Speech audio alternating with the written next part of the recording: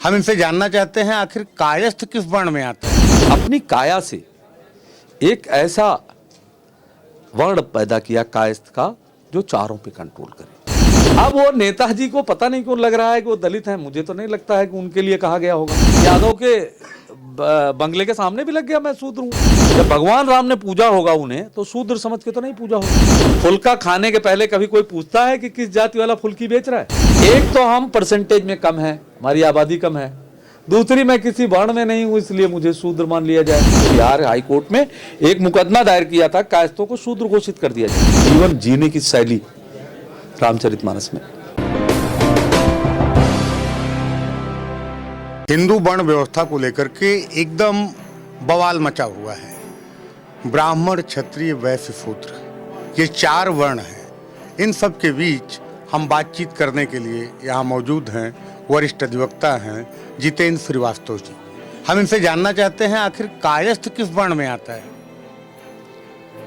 देखिए, जो बवाल मचा हुआ है वो अल्पज्ञानियों की वजह से मचा हुआ।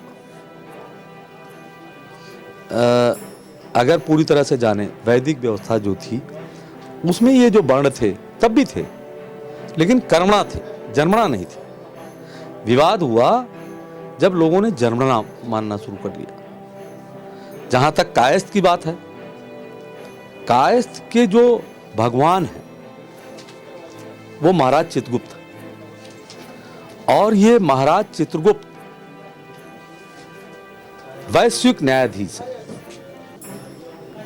पूरे ब्रह्मांड के न्यायाधीश हैं। तो ब्रह्मा जी को ये लगा कि जो चारों वर्ण व्यवस्था है उनको कंट्रोल करने के लिए एक ऐसी संरचना, एक रचना करनी चाहिए जो इन चारों पे कंट्रोल कर सके। क्या बात कर रहे हैं, ब्राह्मण क्षत्रियों को भी कंट्रोल कर लें।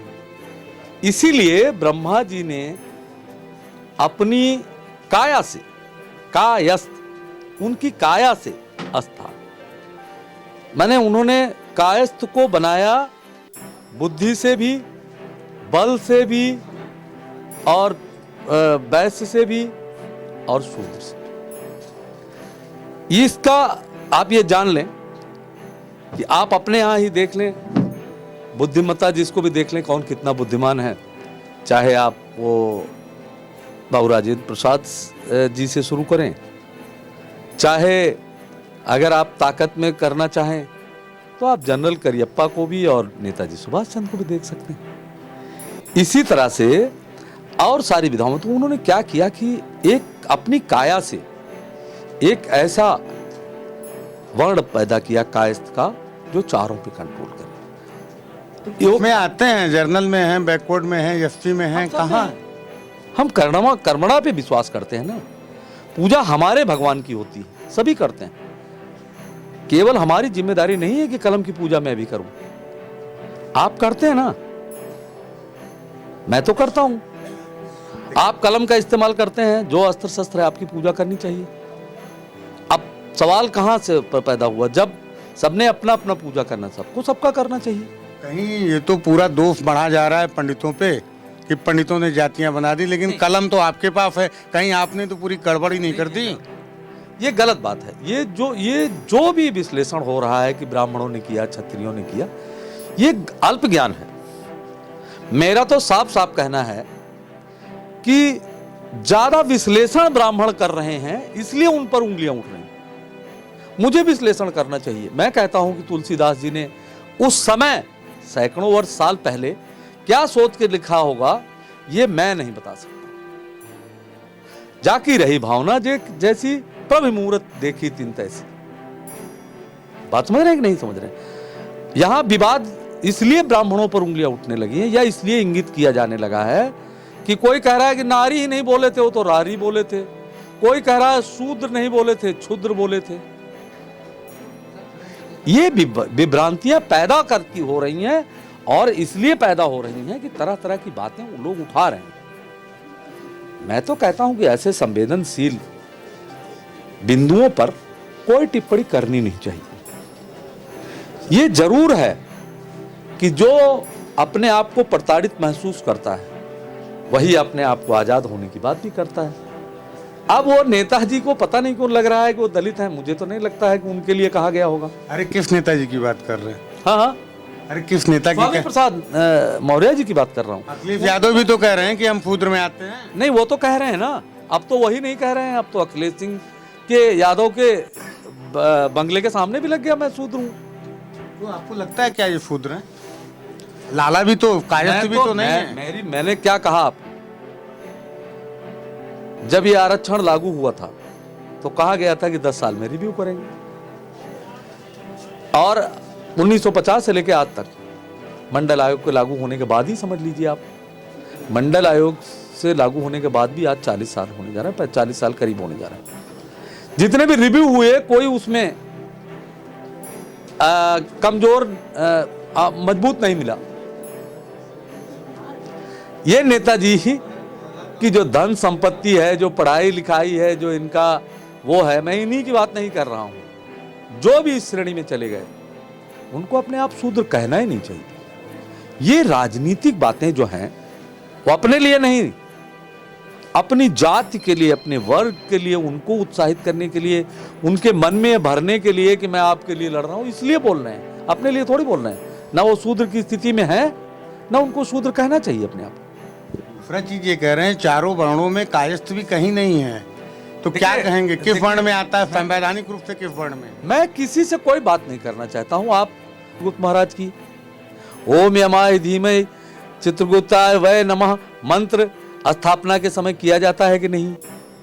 जब भगवान राम ने पूजा होगा उन्हें तो शूद्र समझ के तो नहीं पूजा होगा। और ब्रह्मा ने जिसे अपनी काया से बनाया हो उसको हम जाति वर्ण में क्यों बांटें? एक अनुसूचित जाति का व्यक्ति जो सीमा पे जाकर के बंदूक उठा के दुश्मनों से लड़ता है, उसको मैं क्यों ना कहूं कि क्षत्रिय कर्म कर रहा है? और आपको बताऊं, फौज में ज्योतिष और शास्त्री का जिसने वो किया है वो वहां पर सेना में सूबेदार होते हैं, उसमें जातियां नहीं देखी जाती। तो मेरा कहना यह है कि ये जाति धर्म की बातें राजनीतिक लोग इसलिए करते हैं कि उससे भी उनके वोट बढ़ते हैं, बाकी इसका कोई महत्व नहीं है। बाहर के राज्यों में जाइए, बाहर के प्रदेशों में जाइए, बाहर के देशों में जाइए, कोई ये नहीं पूछता है। यहाँ अपनी गली में जाके देखिए, फुल्का खाने के पहले कभी कोई पूछता है कि किस जाति वाला फुल्की बेच रहा है? नहीं पूछ रहा है। ये नेता अपने समय समय पर अपने मुद्दे लाते हैं, ये भी एक राजनीतिक मुद्दा ही है, इससे कुछ होने वाला नहीं। जितेंद्र जी, आप तो अधिवक्ता भी हैं। कायस्थ न ब्राह्मण में है, न वैश्य में है, न क्षत्रिय में है, तो शूद्र की कैटेगरी बहुत लंबी है, तो आप भी आरक्षण की क्यों नहीं मांग कर रहे? ऐसा नहीं है, आपको ये बात पता नहीं है कि बिहार में एक बार उठी थी ये बात, 2 बातें उठी थी। एक तो हम परसेंटेज में कम है, हमारी आबादी कम है। दूसरी, मैं किसी वर्ण में नहीं हूं इसलिए मुझे शूद्र मान लिया जाए। एक बात और उठी थी कि सारी जातियों के अपने पैसे पर वर्चस्व है। केवल कायस्थ एक ऐसे थे जो लिखाई पढ़ाई पटवारी बाबूगिरी इस पे करते थे, इस पे सारी जातियां आ गई। तो बिहार में मैंने सुना है, मैं प्रमाणिक तो नहीं बोल सकता हूं, लेकिन मैंने सुना है कि बिहार हाई कोर्ट में एक मुकदमा दायर किया था, कायस्थों को शूद्र घोषित कर दिया जाए। लेकिन मेरा कहना यह मानना है कि वो अपने आप को शूद्र कहें ना, जो अपने जाति प्रमाण में लिखवाते हैं, चाहे जो लिखते हों, बौद्ध लिखते हों अम्बेडकर, लेकिन कहते हैं भैया जाति प्रमाण पे चमार कोरी जरूर लिखना, यादव जरूर, अहीर जरूर लिखना, बराई जरूर लिखना। मैं तो नहीं कहता हूं। दूसरी चीज यह है कि मैं जो कर रहा हूं कि कौन क्या मान रहा है क्या नहीं। जब मैं कह रहा हूं कि आप देखिए, ग्रंथों को देखिए ना, ब्रह्मा की काया से हम उत्पन्न हुए हैं। मैं इन चारों वर्णों में क्यों, चारों वर्ण हमारे अंदर है अगर, तो मैं अपने आप को श्रेष्ठ मानता हूं, शूद्रों से भी श्रेष्ठ मानता हूं। शूद्र हूं लेकिन उनसे श्रेष्ठ हूं, वैश्य हूं परंतु उनसे श्रेष्ठ हूं। मैं क्षत्रिय हूं क्योंकि उनसे श्रेष्ठ हूं, मैं ब्राह्मण हूं क्योंकि उनसे श्रेष्ठ हूं। मैं तो चारों वर्णों में हूं। कहने का मतलब है ये पूरी बवाल की जड़ जो है, कलम आपके पास थी। कलम से बवाल नहीं हुआ, जबान से हुआ, गंदी जबान से। कलम स्पष्ट है, आप एकदम परेशान मत होइए। कलम, एक तो अब मेरी कलम नहीं रह गई, कलम सबकी हो गई। दूसरी चीज ये कलम से नहीं लिखा गया। बाबा भीमराव अम्बेडकर ने संविधान अपने कलम से लिखा था, तो बवाल क्या कायस्थों पर आएगा क्योंकि कलम से लिखा था। लेकिन आज बवाल वो सनातन धर्म की 4 वर्ण व्यवस्था को लेकर के चल रहा है।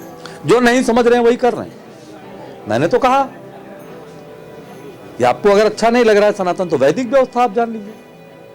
हाँ, टीस है, थोड़ा अस्पष्ट भी हो रहा है, थोड़ा स्वामी प्रसाद मौर्य को भी एहसास हो रहा है, और वो कहने भी लगे हैं कि मैंने रामचरितमानस पर नहीं कहा, मैंने केवल उस चरपाई पे कहा। वो अपने आप को शूद्र मानते हैं, उनको लगता है कि महिलाएं जो है वो दबी कुचली हैं, इसलिए उनको ज्यादा एहसास हो रहा है, हम लोगों को नहीं लगता। रामचरितमानस के बारे में क्या कहेंगे?